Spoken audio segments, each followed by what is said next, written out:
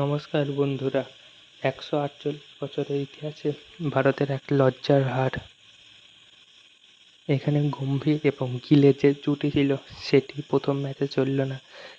৫ দিনে ৩৫০ রানের ওপর চেজ। এটি একটি বিশাল বড় চেজ। বল যতই সুইং বেশি করছিল না, তা সত্ত্বেও ৫ দিনের দিন এই রানটা চেজ করা প্রায় অসম্ভবই। কিন্তু খারাপ ফিল্ডিং এবং বেশ কিছু গ্রাউন্ড ফিল্ডিংয়ের জন্য ভারত এই ম্যাচটা পরাজিত হয়েছে। এবং বুমরার পাশে যে ইশান্ত শর্মা এবং শামি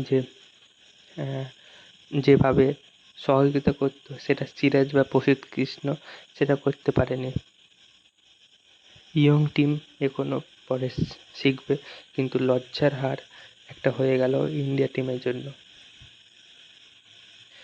ইন্ডিয়াকে পরের ম্যাচ থেকে নিজের বোলিং এবং ফিল্ডিং আরও ভালো করতে হবে। এসএসসি জয়সওয়াল ৫-৬টা ক্যাচ মিস করেছে। আজকেও একটি ক্যাচ মিস করেছিল, তার জন্য বেন ড্যাকেট এরপরে আরও ৫০ রান অ্যাড করে গেছে। ভারতের কমসে কম প্রথম ইনিংসে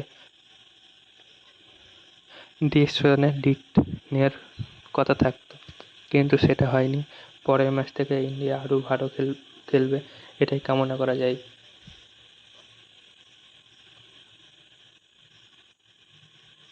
এবং বেশ কিছু সময় ক্যাচ বেশি মিস হয়েছে, যেমন ঋষভ পান্ট একটা বল উঠেছিল, সেটা দেখতেই পাইনি। সেখানে একটি সম্ভাবনা ছিল। বেশ কিছু ক্যাচ মিসের সম্ভাবনার জন্য আমরা ম্যাচটা হেরে গেছি।